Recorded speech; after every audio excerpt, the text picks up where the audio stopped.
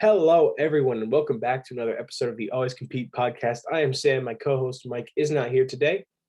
We'll each be doing our own solo episodes, breaking down the 3 draft picks from this weekend. So stay tuned for that, and should be fun.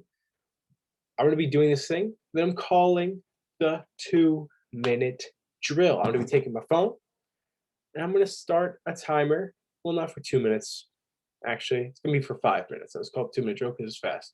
So we're going to go ahead, pull out my phone, and we're going to start a 5-minute timer. I'm going to have 5 minutes to break down every single draft pick that we made this weekend. I will not be breaking down undrafted free agent signings. That will be in another episode, so stay tuned for that. And also stay tuned for Mike's episode, which we'll be dropping also. So just stay tuned, be ready, and I think we are ready to go. So timer starts now. The first pick for the Seahawks was round 2, pick 56. A lot of people expected the Seahawks to trade back. What we got Dwayne Eskridge, the speedy wide receiver out of Western Michigan at pick 56. Sounds like the Seahawks had a deal. At least that's what John Schneider said, but then the deal fell through. So they're like, hey, let's pick our guy. Apparently this was the Rams guy. So that's kind of interesting. I don't know if it's necessarily John being like, well, we like this guy, so we're going to take him so the Rams don't get him. Or like, were they like, this is actually our guy that we want to take here who's at the top of our board? I guess we won't know because they won't admit that. Obviously it doesn't seem like the right thing to admit in the first place. So, Eskridge, very, very, very electric player. 5'9", about 200 pounds flat. He runs a 4.39, but also tested a little bit higher than that. Very athletic, very quick, great hands, a great route runner. Also, really dominated at the Senior Bowl. Was turning people around left and right. I mean, this guy is electric, but I think the main reason why we got him is to be that run after catch kind of guy that fits that Shane Waldron kind of scheme. The Shane Waldron scheme and the Rams scheme in general very much relies on receivers being able to get those 5, 10, 20 yards run after catch. And we didn't have a guy like that. We were ranked dead last in run after catch, which is why I was very confused when we hired Shane Waldron. I liked the hire, but I was like, how is this going to mold into what we have already? Dwayne Eskridge perfectly fits that. More than half of his receiving yards last year came off of running after catch, just getting yards after the catch, which is fan-freaking-tastic.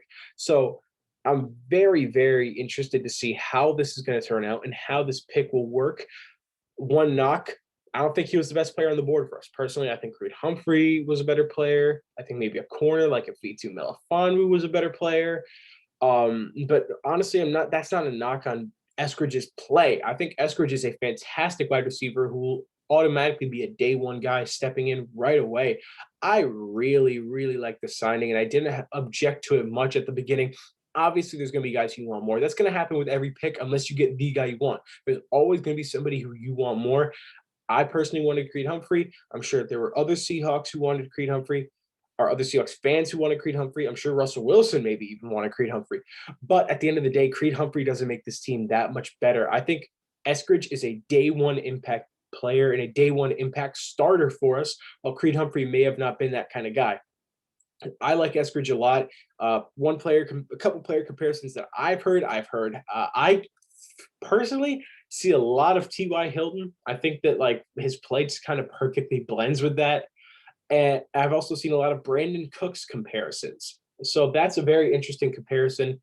In my opinion, obviously both have had long careers in the NFL and both have made Pro Bowls. I'm not saying that he's going to make the Pro Bowl because of course he is a wide receiver 3 and it's pretty tough for a wide receiver 3 to make the Pro Bowl. However, I think that this signing will perfectly complement Tyler Lockett and DK Metcalf and Russell Wilson. It'll make Russell Wilson's life so much easier. We lacked a guy who could get a 5-yard slant and turn it into a 30-yard gain.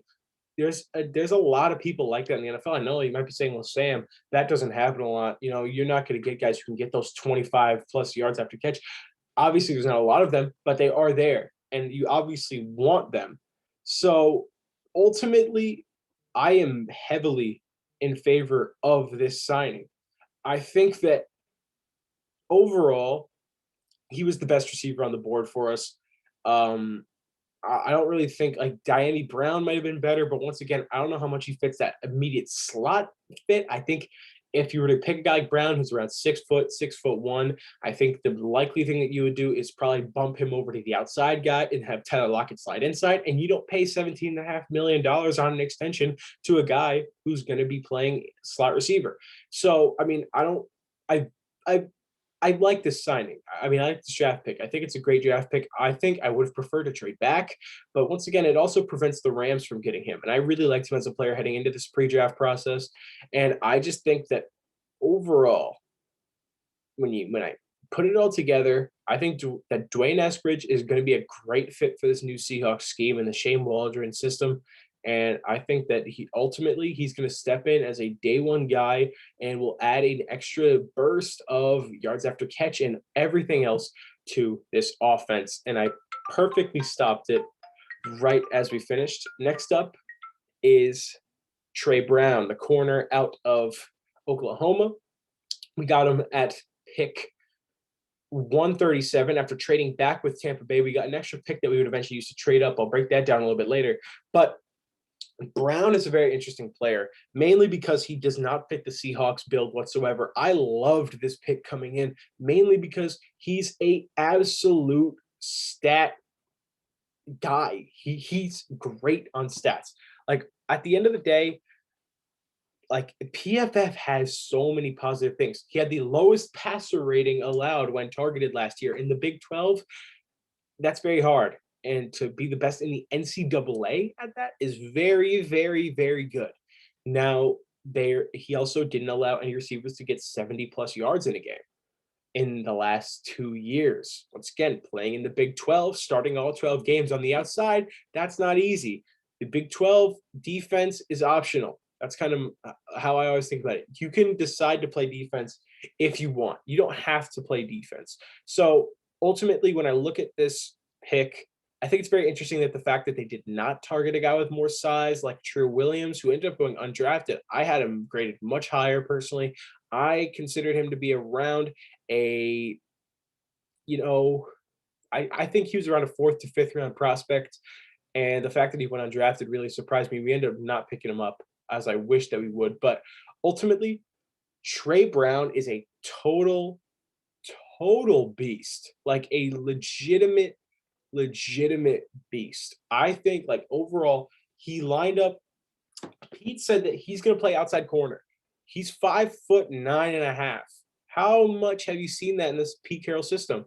The only other time that that's ever happened has been with DJ Reed. And DJ Reed, I guess, has really changed Pete's mind on how he decides that he's going to roll with his corners. I think that personally, it was very much of a surprise to see him go. And I'm like, at first when they picked him, I'm like, slot corner? Why would we pick a slot corner? Ugo Amadi and Marquise Blair both come back, both played well when they did play. Why would we pick him? And then in the press conference that Pete had, they were like, this is an outside guy. He's gonna be playing outside for us. We did not draft him to play inside.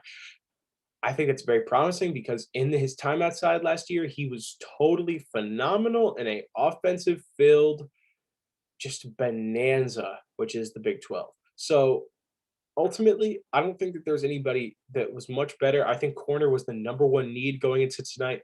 And going into today. And I think that was really met. I think that need was really met today with just Trey Brown. We only had 3 picks, and I think Trey Brown is a fantastic, fantastic player who could grow and is just a total competitor and a total fiery passion of a football player. So, overall, he's very motivated to play. He's very energetic.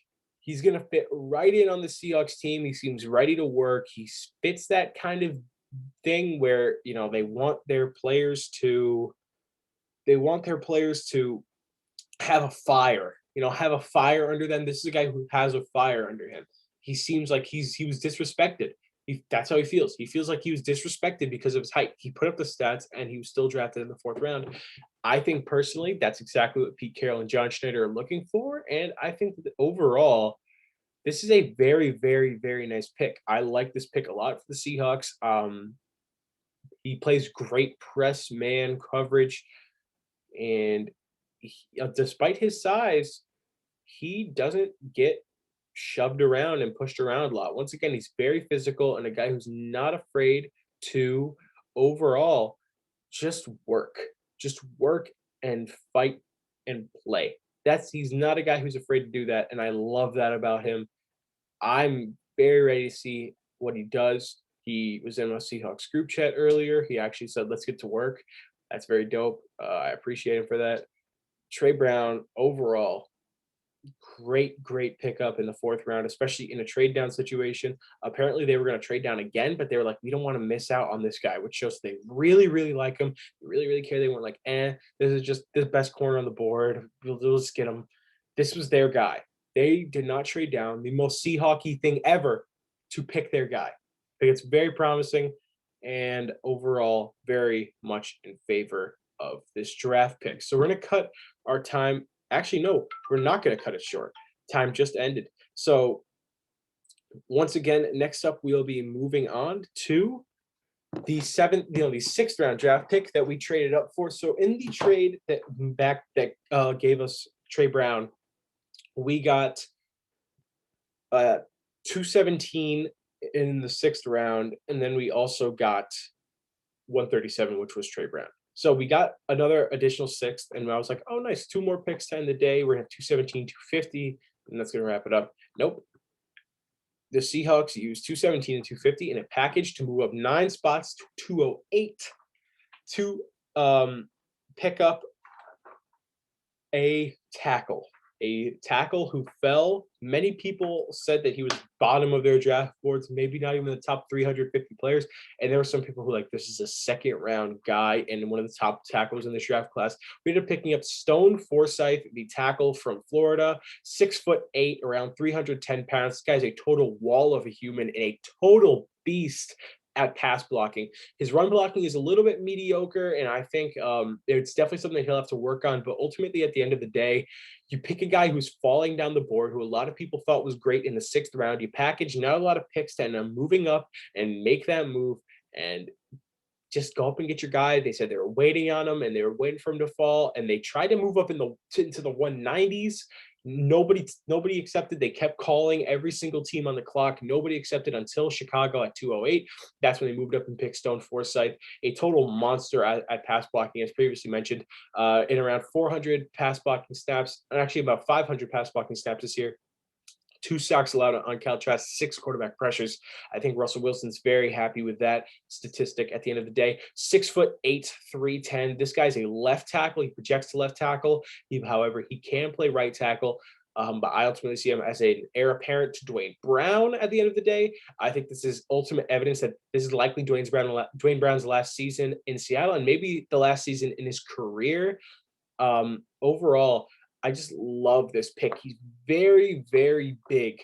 And I think that the fact that we were able to trade up and get him in the sixth round, mid to late sixth round, is just fantastic. I really like this pickup.